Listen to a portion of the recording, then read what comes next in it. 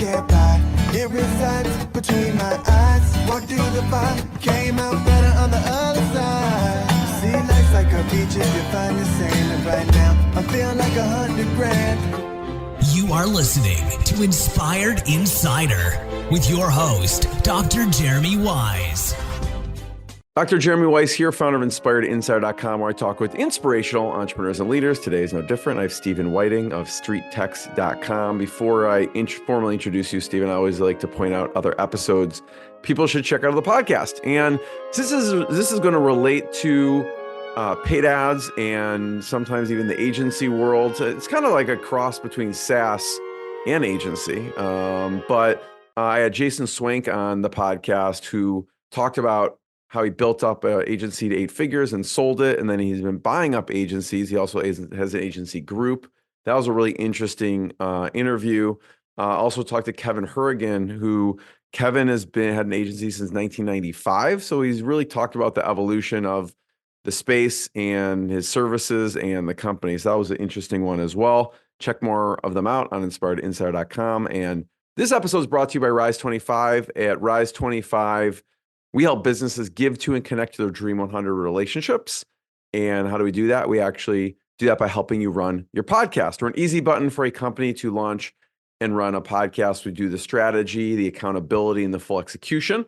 And kind of, Stephen, we call ourselves the magic elves that work in the background to make it look easy for the host so they can build amazing relationships, create great content, and just run their business. You know, for me, the number one thing in my life is relationships. I'm always looking at ways to give to my best relationships. And I found no better way over the past decade to profile the people and companies I most admire and share with the world what they're working on. So if you've thought about podcasting, you should. If you have questions, go to rise25.com to learn more. And I'm excited to introduce Stephen Whiting. He's the co-CEO of StreetText. And StreetText is an ad tech platform integrated with Meta, giving businesses agency level ad capabilities in-house. And Stephen, I believe people can log into StreetText and actually run their ads from StreetText and not go Correct. into, I don't know. For me, it's complicated going into the ads Facebook Yeah. ad manager. And this is not my expertise at all, but I could see how a much easier, better interface would make it so much better and easier. And Stephen's worked with Meta since the day it opened up ads in the newsfeed in 2012.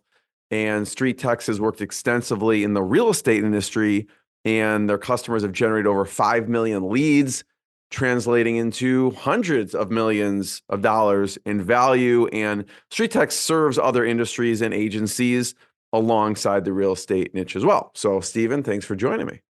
Thank you. I'm very excited to be here. It's really cool what you've created here.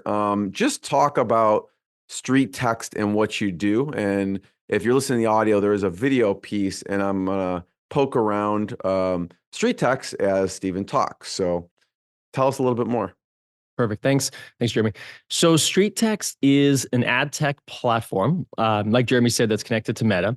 So we make it very, very easy to run ads, effective ads, and do them well. So if you're looking to meet new clients or grow your business, but you really don't like the ads manager because you find it confusing, it's always changing, or you're not even really sure what to look at or what to check out, or where a lot of people get stuck, what do I even run? When you come into our system, we actually aggregate all of the data that's running through our platform. So you get to see exactly which ads are performing, how they're performing. You get to see all of that data behind the scenes. So if you're going to go run an ad, you don't have to figure it all out, spend a whole bunch of money testing creative and copy and messages. Our system actually has a lot of that figured out for you. And we make it easy to deploy ads in just like literally 1 to 3 clicks, and you have an ad running. There's a whole bunch of other tools behind the scenes as well, including a ton of remarketing.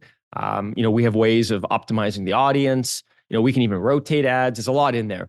But in a nutshell, that's what we do. And we make it really easy.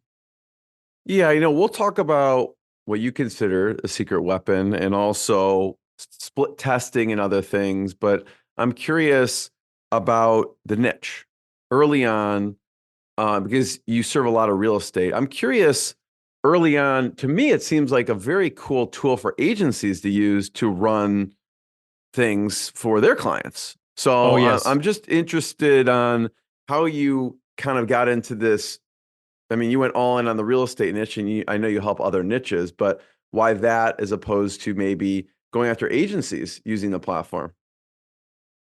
So, many, many years ago, like this is a long time ago, even before the financial crisis or kind of during, I was a real estate agent myself.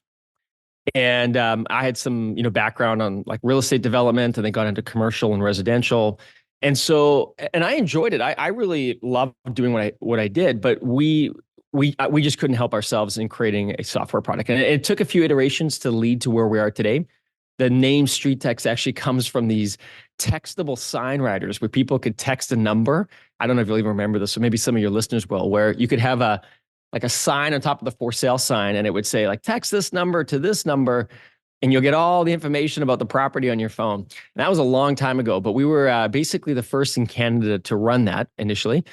And that's where the name came from. And then, a few pivots later, we landed on what we do today. And that's when it really obviously took off for us. And, but yeah, so anyways, all that to say, we would have all these real estate agents. So, obviously creating StreetText, we went after real estate agents with the textable sign writers. Then I had all these agents, and I couldn't really scale that business. It was a nice to have, but not really a must have. And, but I had all these agents saying, I love the fact that we're generating leads from these signs. Is there any way you can generate more of those? And, that's when Facebook at that time, not Meta, but, when Facebook opened up the news feed and you could start to run ads. Before that, a lot of the ads were running, kind of, back in the early days of Facebook, kind of all over the screen. And they didn't really have a lot of ROI. And Facebook knew that. And then they started opening up in the timeline, in the news feed. And that's when they started to really gain traction, because I think for people that were observing or scrolling the newsfeed, it became harder to tell the difference between a post and an ad. And that proved out to be very successful. And so anyways, we jumped on at that particular point in time. I can tell you some crazy stories if you want on how we actually landed on our very first customer, because we were done. I mean, it was down to the last few $100s a client gave us. I can get into that story if you like. And anyways, we found it. And then once from that point on, we were able to scale it. And then because we were working with real estate agents, it sort of naturally spread. And we've dabbled in other businesses along the way, but stayed fairly close to the industry. But now we're a lot broader. We've opened it up. So yeah, definitely talk about the last few $100s. But okay, before sure. you get there, I'm curious. So the first version was someone would text the sign, and would your software automatically send that information to people when they text it? Exactly. Yeah. So we would send the information to the consumer, and we would collect the information, obviously, from the consumer, and we would give that to the real estate agent. And that was before apps, that was really when people were still relying a lot on text messaging to get the information. We even had these, you could have a smartphone or a dumb phone. And that was because some phones only had text capability back then. A lot has changed, obviously, since then. But those are the early days. And but yeah, we were working with a number of real estate agents, but we were selling a $15 a month product. Plus, we would have to phone the agent and explain to them how this whole thing worked. And so it wasn't scalable. I mean, you could not get a sales team or a team around, explaining how everything works and selling it for $15 a month. It just didn't work. By the time you talk to them, you're like, we're unprofitable. Yeah, but when when you're young and you're getting started, that's part of the journey, is because you just think to yourself, oh man, if I can get like 1,000 or 10,000 agents, this is going to go great. And so anyways, we're doing that, and it's working, but not scaling. Back then, my brother, John, and I, we had another partner in the business too, but I mean, we were paying ourselves, if we could, $1,000 a month. We're trying to pay some staff. It was really tough going back then. All the money was going back into the business. And, but you're just an entrepreneur, and you're believing in what you're doing. And we were working with this client, Daryl Reuter, who was actually I'd known him for many years, but he basically was one of the clients that said to me, look, if you can generate leads for me outside of this on Facebook, I'll give you $500. And I was not an advertiser, at that time. I'd never run ads. And so I did everything I could to learn in 2012 and 2013 and getting into 2014, over those kind of early years of the newsfeed. But I took that $500 and I was trying a bunch of different things. And I'd also bought a house that I was renovating, and my first daughter was about to be born, and the company was just like nosediving, and it was a really stressful time. And I remember I was down to probably the last $50 or $60. I had generated him like nothing. This is one of the things about ads that's so crazy. You can have an ad that looks very similar to another ad, but if the copy's wrong or something's just wrong, one of the ads Facebook will take your money on it and they'll spend it, but you'll get nothing out of it. And if you've got the ingredients right, and I guess the formula right, if you will, all of a sudden you can generate leads. And so I went to a Starbucks in the morning. It was a Sunday. I ran this last ad. I literally had about $50 left of this advertising money. I launched an ad that I thought was going to work. I went home and I was now lifting up this glue laminate on my kitchen floor, and it was some of the worst work you can imagine because you're trying to break this laminate up and it's glued down, so it's coming up piece by piece. And my phone just kept buzzing. I thought somebody was trying to call me over and over, but I was so frustrated with a lot of things at that time and this particular floor that I just didn't want to move away from it. And so I'm lifting up the floor and it just kept buzzing. And I go over to my phone to see who's calling me. And I had set up to show me like a new lead. And it just said new lead, new lead, new lead. I probably had 35 of them. And I just knew in that moment that we had cracked it. And from that point on, that's really where StreetText took off. And again, it was a small change. And so what we did is we took even that existing ad and we began to realize early on that if you can capture data around things that are working, and then you can provide those insights to other clients, they will be much more successful when they run ads because they will now launch a proven template that will work and they can iterate from that. But they will be very frustrated, like I was, if they start from nothing. And that's really was the essence of where StreetText started and began to grow. What was in that template that you had struck because you had tried other things? Obviously. Yeah, it's funny. What's old is new again, right? Like, so we were running at that particular time a home value ad, which was very similar to, and I'm sure you've all seen them. Those real estate agents will send you, what's my home worth, probably in the mail. You get some of that information. So I took a few of those and I basically created a digital version of them. You're like, if it's working in the mail and they're mailing it with stamps, maybe it works online. And it's funny because all the things that I thought would be more kind of, I guess, modern or digital or sexy, if you will, they just weren't landing. And I took this and I used some of the copy that seemed to be working for an agent that kept running it. And I modified it for the purpose of the ads, and it worked. And then from that point on, that particular ad for us still is alive and well today. The exact same copy from over a decade ago still works. And we've had a lot of real estate agents that have come in over the years. I mean, we've worked with so many of them, and some of them have come in and said, "Oh, that ad will never work." And so first off, we have all the data on it, so you can actually see the data on it. They get to see the data on it, so they kind of hum and haw. Then they launch it, and they're shocked at how well it can work. And so again, coming back to that proven template, if you can get a starting spot, an initial spot, and you can again iterate from there. But I'd say a lot of businesses just give them what works, and they're happy with that. Why do you think they thought it wouldn't work? Well, I think a lot. I think we make a lot of decisions based on what we feel like we would do, right? And I'm just as guilty. I mean, I look at some of the marketing that I've seen even other marketers do, and I go, I don't like that. I don't think that'll work, right? And but it does, right? And then you see that business grow up or explode, or they're scaling like crazy, and you go, oh, maybe there's something to that. And so, yeah, I think those are just the biases we all carry. I'm curious in the beginning, with the text piece, were you capturing the data and putting it in a database or for the original version? Yeah. Is that what was happening? Yes. Yeah. So the StreetText back then that you would log into looked very different. I mean, it was all about, the signs that were connected to properties. And we would then capture this lead and show you which property it came in on. And then, give you an email notification as well. Yes, that's how it works. Interesting because at that time, that's pretty sophisticated. And you could have gone a totally different route even because like I had the founder of Tatango on that sends text messages or like that actually is a database for text messages. I mean, you could have Oh gone yeah, that route totally. too. But you went the When leads Facebook route. Here's another big one too. I mean, we even toyed back then. I mean, we wouldn't have been able to execute like they did, but this was before Twilio.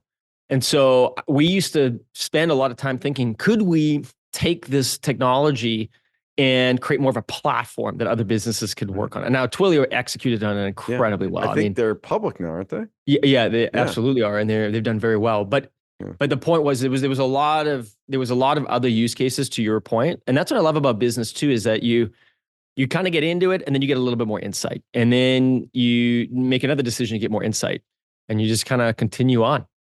It's super interesting, which it could have gone a million different ways. It went the way it went. Who had the technical chops to start to build this stuff out? Or did you have a team? Yeah, so from day one, in the early days of StreetText, I have to give all that credit to the other co-founder, Jonathan, who's my brother.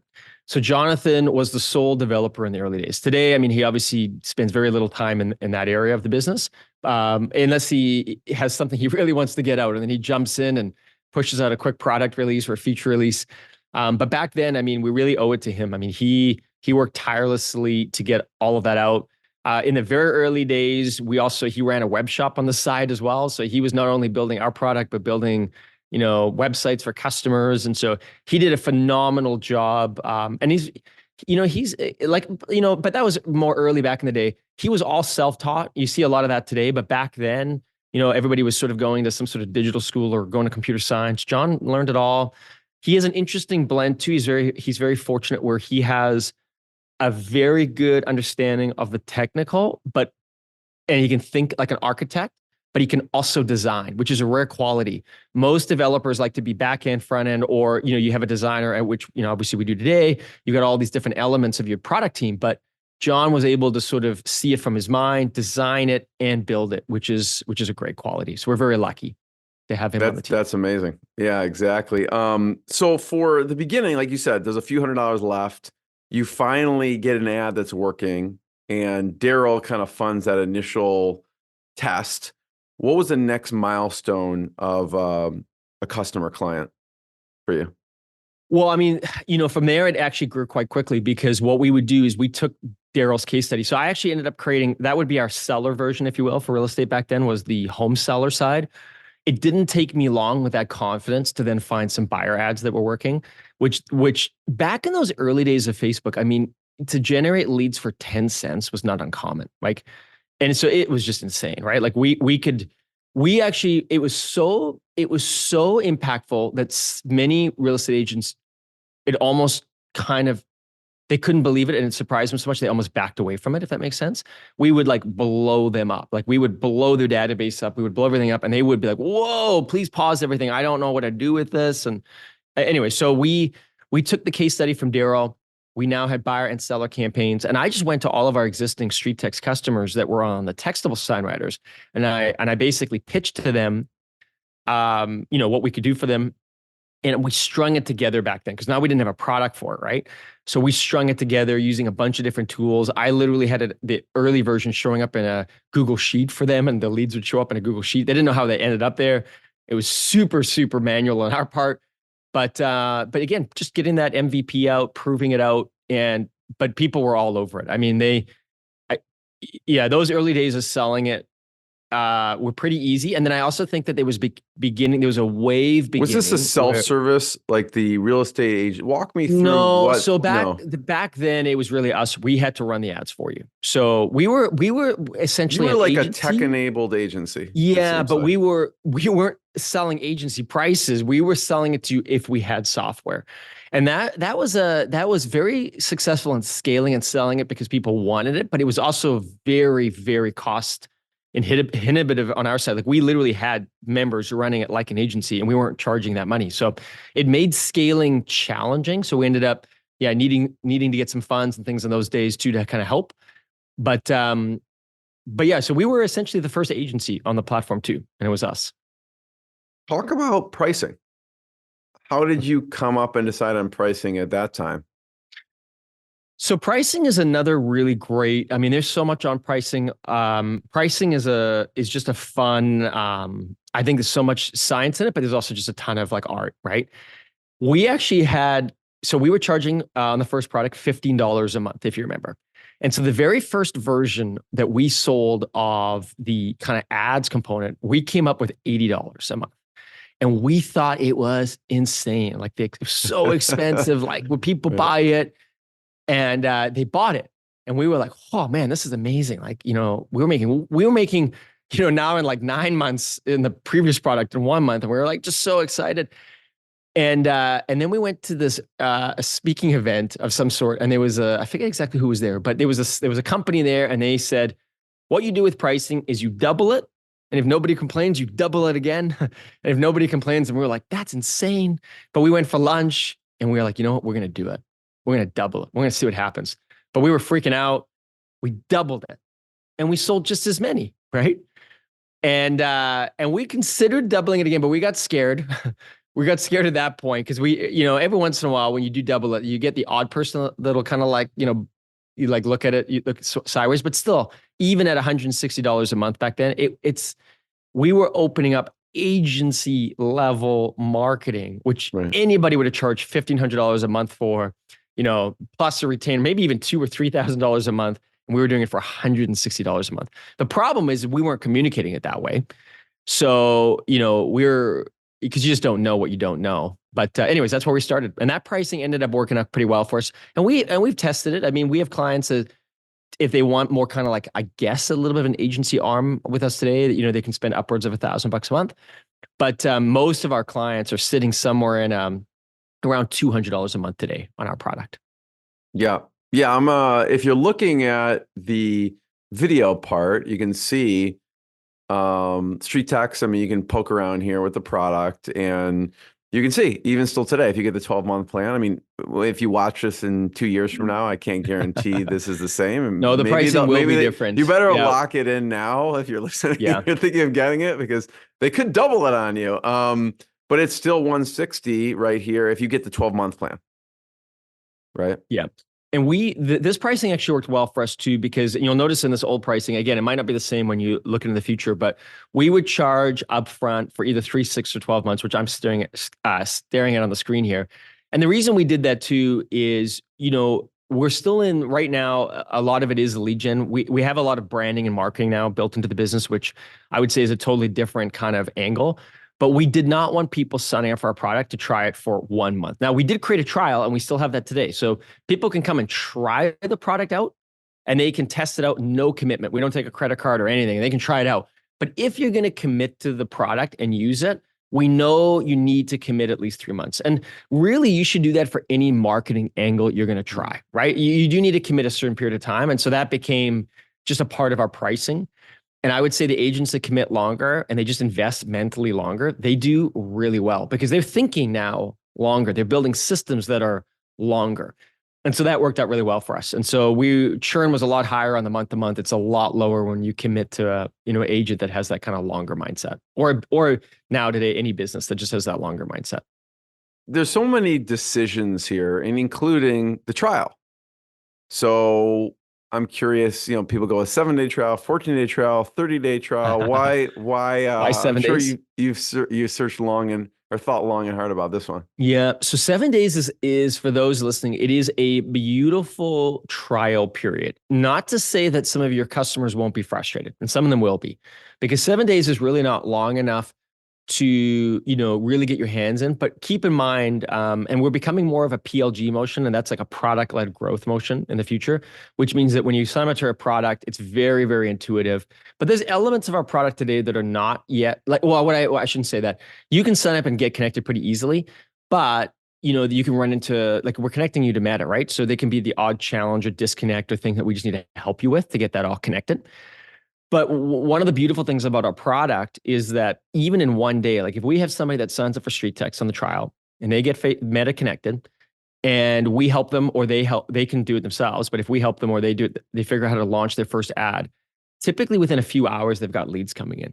And so I think there's a beautiful element about our product, which may not be the same for every other software company out there, but ours is where you can kind of go. I think well, we know this. A big aha moment, our first aha for a lot of our customers is, does this actually work? And when they come in, they launch their first ad, and within just a few dollars of spend and a few hours, leads are showing up. That first aha is realized. And our 7 days is really about proving that out to you. Now, if you want to make the system work and you want to, really grow this, we're going to have to connect to your CRM. We're going to have to build out some systems. You're going to have to think a little bit differently about how you want to work these leads or this, build out the content for your marketing. But that's the first aha. And that for us serves us really well in 7 days. I consider, I think, it's even a big milestone, which is, you could tell me if I'm right or not, but self-serve. So at what point, because you're charging platform SaaS pricing, but you're still executing it. You're probably building out the technology on the back end, so you no longer have to do that, but you're still having to do it. At what point do you transition to self-serve? They're going in, they connect it, they release it, they're running it, so takes the strain off of you and your team. Well, so today that is how 98% of our clients are running it for sure. The majority of our clients, or maybe 95%, and I say the other 5% or so, or maybe it's 10% now, is that we'll do some stuff, but there's some increased costs for that. But most of the clients that come onto our platform today, they do it all on their own.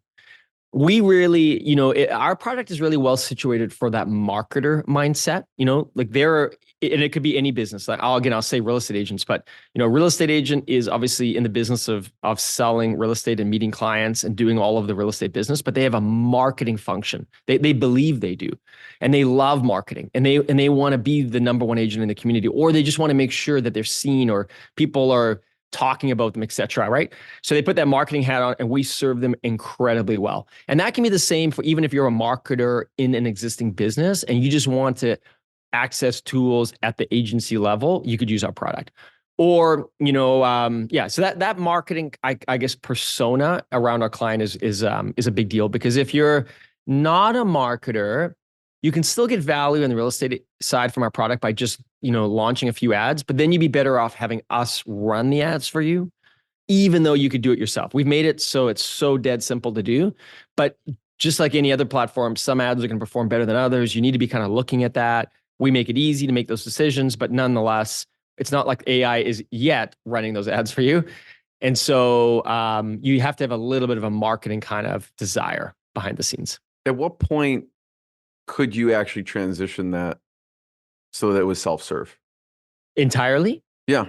Because obviously now that's how it works. But back then you were running it behind the scenes. When was the point when you're like, okay, we're flipping the switch. They're just going to go in, sign up, and start running it? Yeah. Well, I mean, so are you asking when did that happen, or could we make it completely? Yeah. No. When did it happen? When you were able to transition from, you were a tech-enabled agency to really a SaaS. It took us a number of years to get it right. But I would say probably like maybe 2016 or 2017, it was really running more on your own. And then the tools just got better and better and better. And we're always trying to work on that user experience. I mean, I think if you signed up, you think it's, amazing, but we look at it and go, oh, we can make this better, and we can make this better, and this is confusing. And so we have a phenomenal product team that is always working on trying to improve that experience.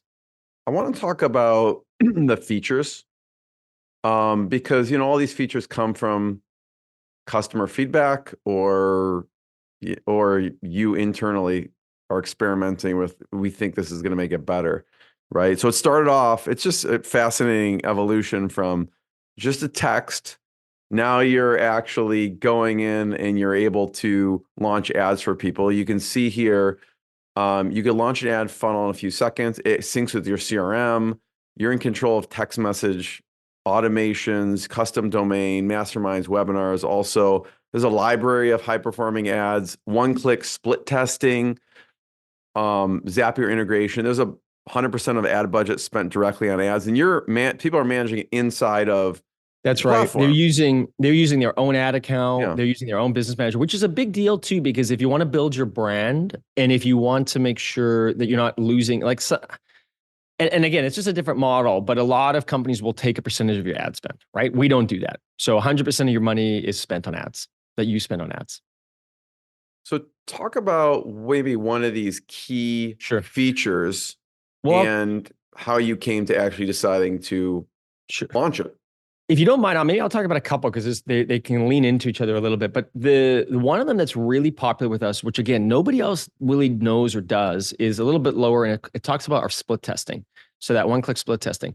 This actually came from an in-house agency person that we have working in the company that still works with us today. He is an advertising genius. And keep in mind, we spend a lot of money on Meta. So we have all these different, professionals that we get to speak to, especially of all the years that we've worked so closely with them as a partner. So he discovered fairly early on in conversation that when you launch ads on Facebook, most people are going to split test their copy. And what I mean by copy is like the text, or they're going to split test their image. And that's all really good things to do. But what we realized is that you actually want to split test the audience. And you want to launch the exact same copy, the exact same image. And it seems counterintuitive, but here's an example is we would run an ad, like let's say that home seller ad. And in the real estate world, there's a number of extra restrictions, but you've got this fairly large radius you got to run ads in. And the area is quite large and there's a lot of people that live there. And when we launch an ad, we do it 3 times because what Meta is essentially doing is in the first 24 hours, especially, sometimes up to 72, but it's mostly in that first 24 hours, they're essentially using the first 500 people that look at the ad as their indication of who the audience should be. And then they're going to continue to find an audience like that. But that audience is not the same. So you can run the exact same ad, launch at exact same time, and Facebook is essentially finding different audiences on those ads. And the reason it's such a big deal is that one of those ads, the audience might be, say, $20 leads. Another one is, say, $17 leads. And the third one is like $4 leads. And what we have found is that once Facebook tends to find that, they will continue that, sometimes even indefinitely if the engagement stays high, or sometimes for years, where you can continue to keep that lead price on an ongoing basis. But if you had run the ad once, maybe you thought you could only have got $18 leads. But because of the split test, you were able to significantly lower your lead price based on the audience. Now, lower lead price isn't necessarily everything, but I would say for the majority of our customers, it is a big factor in the decision-making, and our tool automatically will do this for you. So as you're launching an ad, you can auto leverage the split test. It will automatically find you the lowest price lead, and then you can turn off the other ads. You spend a little bit more, say, for the first day, but ongoing, you've now saved hundreds, if not thousands of dollars in the future. So I could see the real estate niche. You came from that niche. You get a lot of people coming in for that. What other niches are using StreetText? So if I talk about some of the other, I'll mention some of the other companies, and then I'll mention that other product, the feature I talked about. We have a number of companies now, like coaches are becoming quite popular. We saw other SaaS companies like us, software companies, are using our product. The home services for sure is pretty big and interesting. We have like even people like doing with some experiments with like window companies, and they're closing deals, and painting companies. Like really, so many businesses get the benefit of ads. It's just finding ads that work well for them, and when they do, they work really well. But one of the other big areas of our product today is that we have something pretty unique where so remarketing is everybody knows what remarketing or retargeting, sort of a similar word. We use remarketing because we really want to remarket back to your existing audience. But it's really about the content that you're creating. So again, I'll use a real estate example, but again, this applies to any business, is that when you're generating all these leads, or you've got people that are visiting your website, or, et cetera, you really need to have marketing that is staying in front of them on an ongoing basis, because that person might buy from you in next week, or they might buy from you in 6 months, right? And if you forget to stay in front of them, they'll just move on. They'll find some other business when they're closer to their buying decision timeframe. So we have made the remarketing very, very easy. Again, like I would say even easier than the lead gen side, which is super easy. And what I mean by that is that all the audiences that you need to go after are like a one click. You don't have to even worry about it. We have a whole bunch of pre-built ads in place. We can even take your existing content and turn it into remarketing. but what makes our system so unique is that we build something called ad bundles. And so you could have, like, let's say I wanted to create all these testimonial pieces for my remarketing. I want to show case studies. Maybe I want to use some of my my best page posts I created maybe even a year ago or last 6 months that had lots of comments. If you turn all those into remarketing ads, you're going to be spending money on every single one of those ads today. And again, Meta's happy to take your money, but for most people, they're like, oh man, this remarketing just became so expensive. We can actually build bundles where, let's say, the purpose is like your testimonials or staying in front of your audience and just showing case studies. You put all of that type of ad in that bundle, and we will then rotate it for you. And so you could have 30 pieces of content in there or 100 pieces of content in there, but you might only be spending $1 or $2 a day in any given day because that piece of content showing, and then tomorrow it changes to a different piece of content and so forth. And so that makes it much more scalable. You can pull out the ads that aren't performing, you put the ones in that are performing. But it's a game changer for many of our agents. And this is why software companies are interested too, because you can even build bundles around like stages that your leads are at. You can even go after your existing customers, maybe customers that are churning. You could put content around, but you don't have to break the bank on it. And so that's really big. And I would say the other piece why that's so popular is that creating content is a must. You got to do it. And on platforms like YouTube, it kind of lives on forever. But on platforms like Instagram and Facebook, it goes to die, right? Like you make this great content, you put it in front of your audience like organically, and then a few days later, or maybe even a few hours later, it just drops down that newsfeed, right? And somebody, if they come to your business 3 months later, they should have seen that content, but they'll never find it. They're never going to scroll all the way down your page to find. They're going to see what's today, right? And so what we do is we take that best performing content that you already put all the effort in, and we put it in these ad bundles. And I think that's been a big game changer for a lot of businesses. And again, back to that marketer mindset, they love this, right? And from that point on, their content lives on forever, but at $1 a day when it shows up.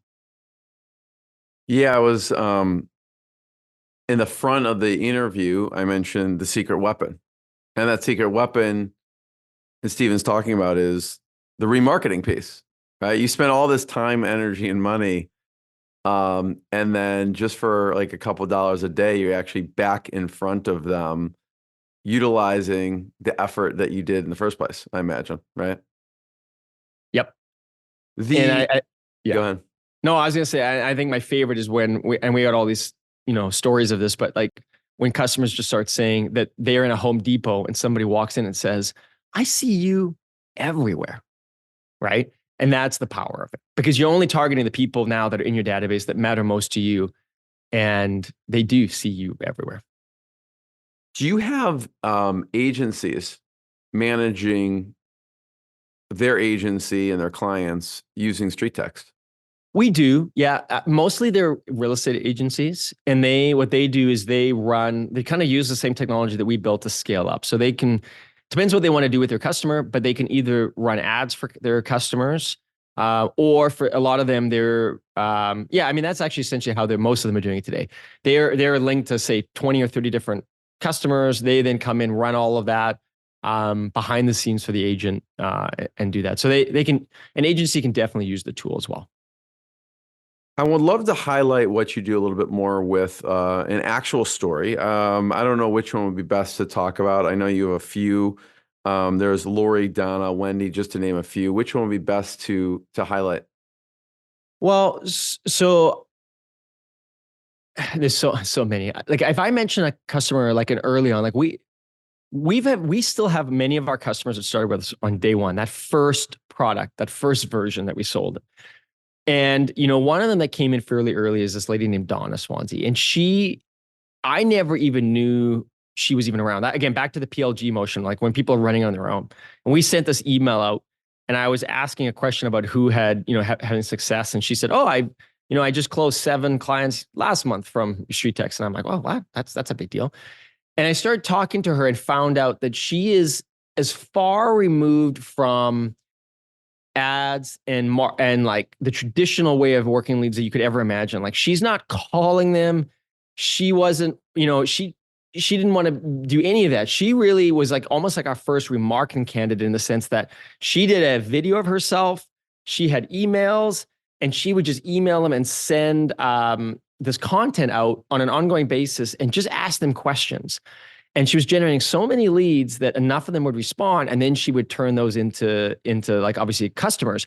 But she never called, she never texted, she just stayed away from all that kind of traditional side. And she's still with us today, and she has closed hundreds and hundreds of transactions through our platform that way.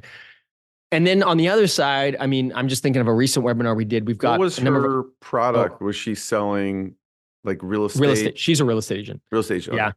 Yeah. But I mean, in the real estate world, that's a lot of money, right? Like we have realtors that do incredibly well on the platform because, if you can it's a high client lifetime value. Yeah, it's a high client lifetime value. You need to think a little longer term because again, some of those clients might even be a year out. But if you can understand that and again, it's what we would call top of funnel. So if you're familiar with that, that means that you're early in the process, but you're generating all of these, building up your database for, maybe a few dollars a lead versus if you're buying bottom of the funnel, you can go to somebody that's nurtured a lead already, but you're going to get one, you're going to pay thousands for it.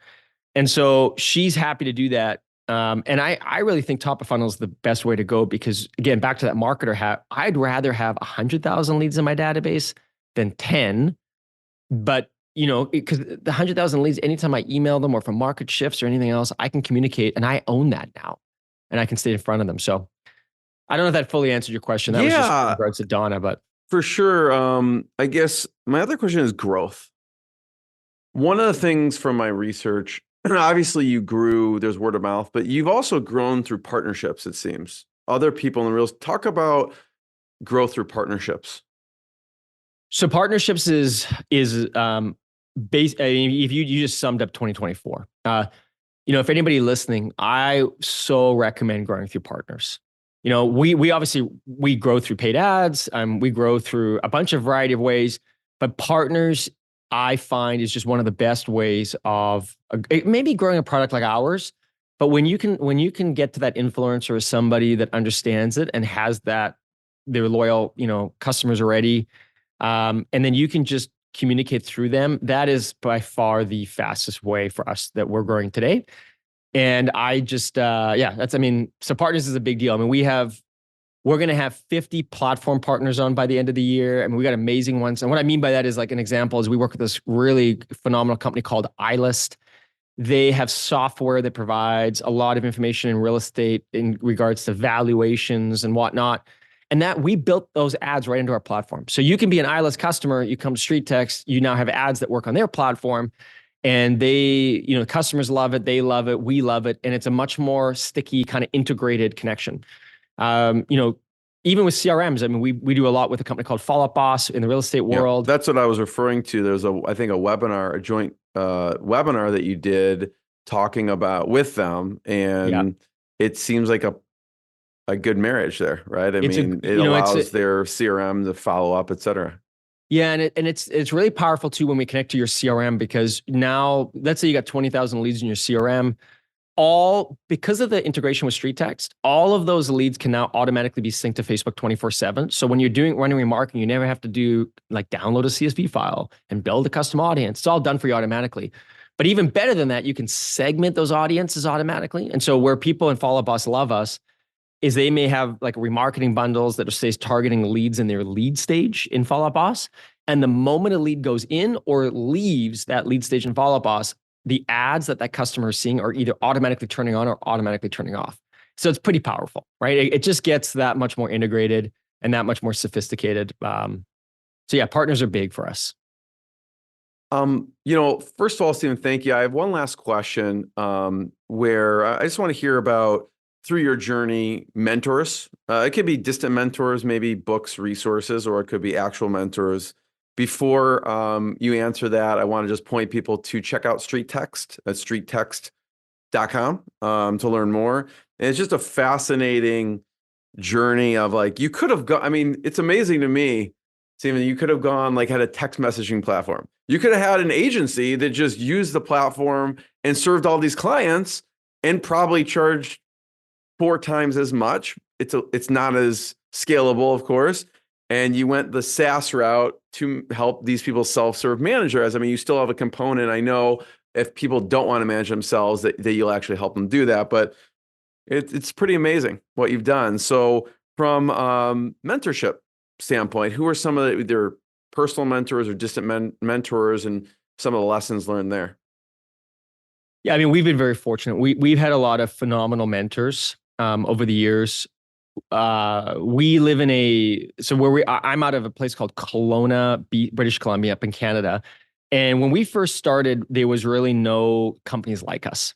And then there was this big exit to Disney from a company called Club Penguin, and the founders there invested a bunch of money back into the community. Anyways, long story short, the tech scene in Kelowna is actually big. It's quite large, and it's growing very quickly. And so we have now we've been very fortunate to have a lot of local mentorship that has grown over the years as a part of all of that's happened in this community. I mean, I could name a whole bunch of names. I would say most recently a phenomenal mentor who also moved here has become a gentleman named Dan Martell. He's in the SaaS world. If you know him, could become a good friend, and he now lives here as well. And that's kind of like who's coming here, and he has introduced me to so many incredible mentors as well. I remember Dan's, I think, original tool, Clarity. That's right. So one of the ones that he's got a couple successful SaaS business. I think he runs a big group for SaaS companies, right? Yeah, exactly. He does. Yeah. And there was a book someone sent me that was great. I think it's called Buy Back Your Time. Yeah, which is phenomenal.